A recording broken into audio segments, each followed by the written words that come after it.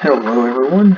I'd like to take a few minutes to talk about the importance of the arts and its battle for funding, and more specifically discuss the call to action for the research paper on this topic. What does our call to action look like? Our call is to convince policymakers essentially of the importance of the arts. We need to see a continuation of the arts in schools and in public forums. It's important in both environments. Public forums like art galleries, museums, local art councils. It could be musical theater, local theatrical performances. But then we also need to see a continuation of critical funding, either that's already in place or looking at modified budgets that could allow for the addition or improvement of these programs if they're already in place. Funding has actually been a major issue for the arts for a while. It really first became a hot topic, if you will, during the mid-60s when then President Lyndon Johnson signed into law the National Humanities Act. Well, this established the National Endowment for the Arts and the National Endowment for the Humanities, or NEA and NEH respectively. Both of these organizations were targeted for closure again during Reagan's presidency. Reagan was intent on implementing standard-based learning. He actually set up a commission to examine the validity of these organizations. He wanted to essentially ferret out anti-Western culture and wanted to look at something more standards-based. However, he actually set up a commission in which an old Hollywood buddy, Charlton Heston, headed up and ultimately convinced the president not to give those programs the axe. Now, the funding debate continued on for decades, and unfortunately, the arts really experienced a bit of a double whammy in the late 2000s and the early 2010 timeframe. First, during the economic collapse of 2008 and 2009, and again in the implementation of Common Core. Now, the economic collapse, just to give you some background, the reason this impacted schools the way it did was because we saw a huge spike in unemployment. This ultimately resulted in reduced individual tax income, which ultimately resulted in less money being funneled into school budgets. And with Common Core, which focused primarily on STEM classes, it basically rendered anything that could not be measured against a standardized background as secondary or elective, basically unnecessary. Which is unfortunate because most Americans support the arts and an increased budget, surprisingly enough. Now, that first line is actually from a 2018 poll, which was the largest at the time, however, does examine only a small portion of the American population, a little over 3,000 people. However, overwhelmingly, the individuals polled supported the arts very strongly, and a lot of them for creativity, empathy, tolerance, things of that nature as far as benefits go. But then they also supported an increased budget, believe it or not, by nearly double. Now, some benefits of the arts that could be part of a school curriculum. Students actually develop better academic skills and social and emotional skills. Essentially, they learn to cope with their peers better. Now, because we know that not all students are created equal, there are some high school students that will probably listen to this.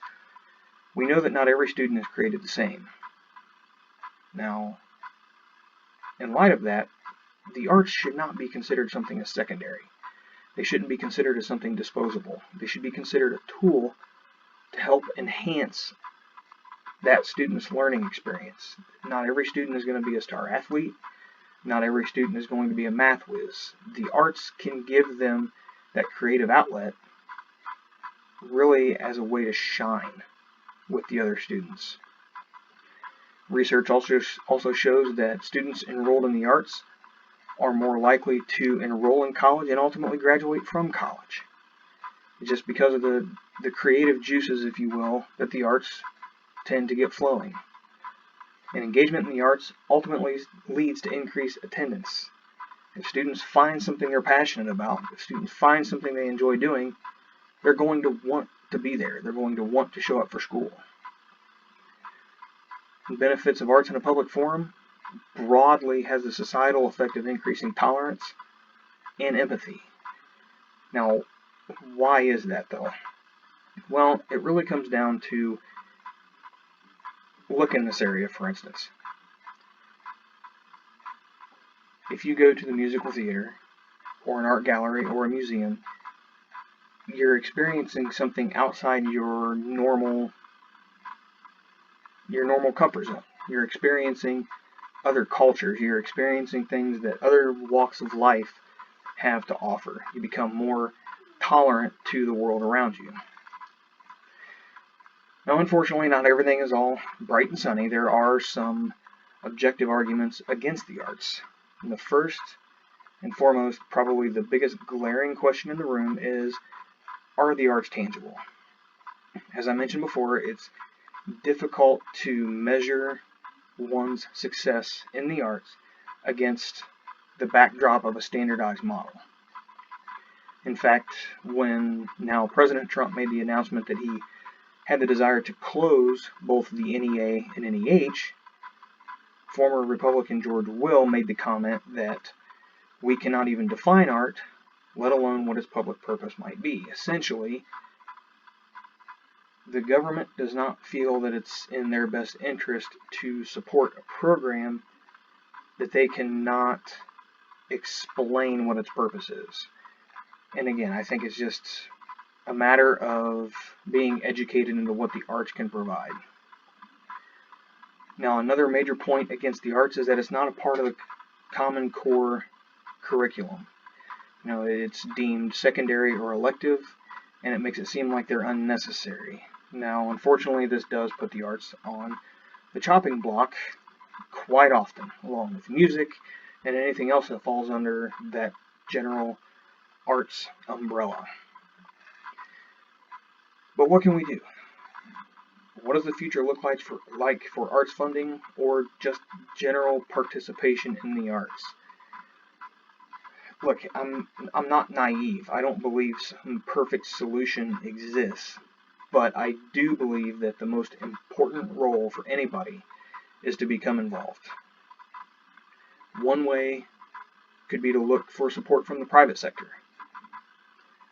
Private industries have made the comment that they are going to be looking for 21st century business leaders, not just with the 3 R's, but also with the 4 C's, which are clarified further in the paper as a whole. Essentially, they're going to be looking for these creative juices to be flowing in future business leaders. And what better way to shape those future business leaders than for private business to work with local communities that have industry already in them and build that future workforce with individuals that are already there. Another way would be become active and vocal in public forums. You know, people might say that it's an activist approach, if you will. I don't believe in picketing a school board meeting, but I do believe that a school board meeting is a great place.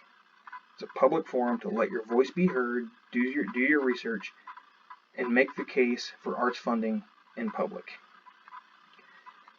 And last, certainly not least, work more efficiently with the budgets that are already in place. Basically, make the best of what you have. It's not all going to be perfect.